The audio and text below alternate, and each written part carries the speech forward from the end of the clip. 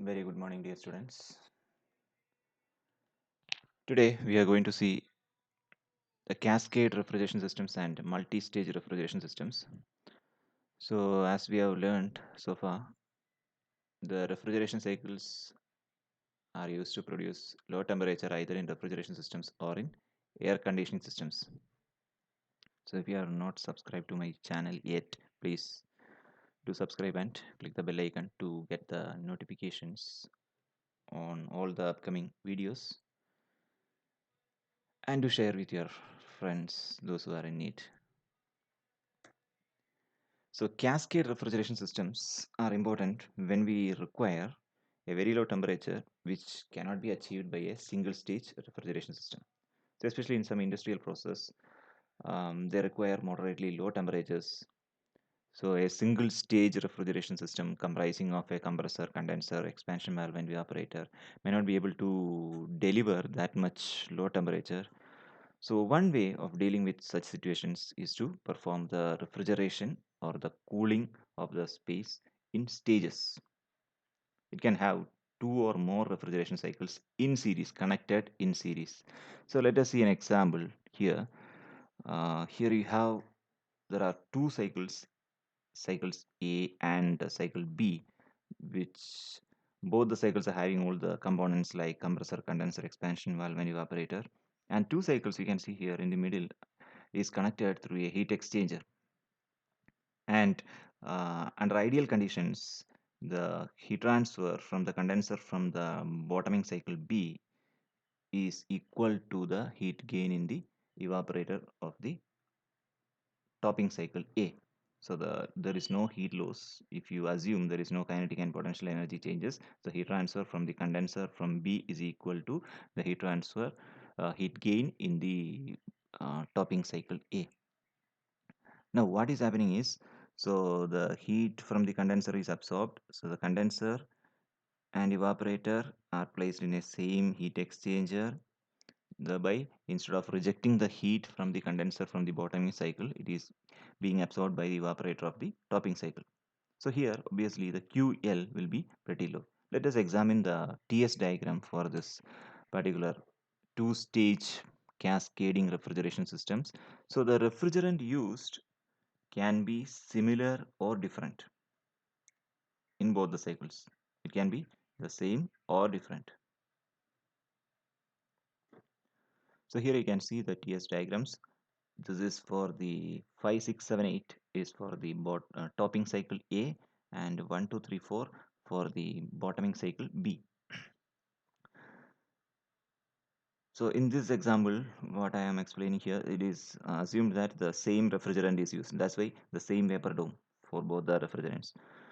So here you can see there is a reduction in compressor work of this shaded area shown here, and at the same time the increase in refrigeration capacity or the heat being absorbed by the bottoming cycle evaporator.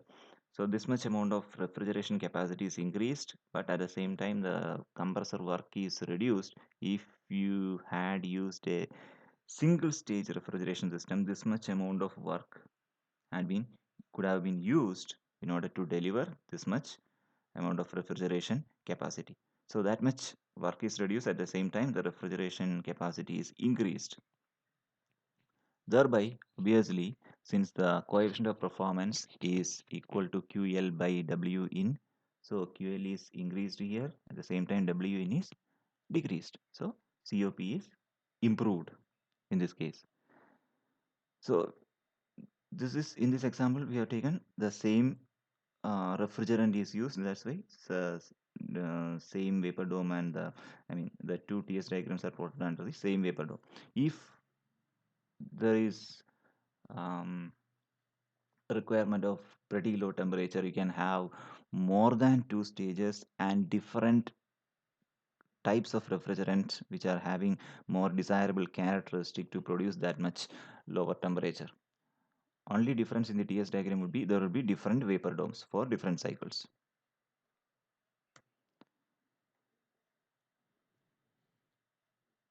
Okay, so in actual cascade refrigeration system, the two cycles would overlap somewhat since a temperature difference between the two fluids is needed. So obviously here, uh, for your understanding, the two cycles are shown separately. In actual systems, it will be overlapping. So as I mentioned, refrigerants with more desirable characteristic can be used in each cycle when we use different refrigerants and more than two stages. Some industrial processes, they do refrigeration, cascade refrigeration with 2 to 4 stages, depending on the temperature requirements. Now, when the same refrigerant is employed in both the cycles, we can eliminate that heat exchanger with a flash chamber, because that flash chamber is having a better heat transfer characteristic. So here you can have that heat exchanger containing the condenser, I mean the heat transfer from condenser to evaporator is replaced by a flash chamber here. So the um, overlapping of the cycles to TS diagrams also can be seen here. So from the topping cycle at point 6, state 6, that is the outlet of the expansion valve, the refrigerant will be entering to the flash chamber, and that is the interstage pressure for this um, compressor here.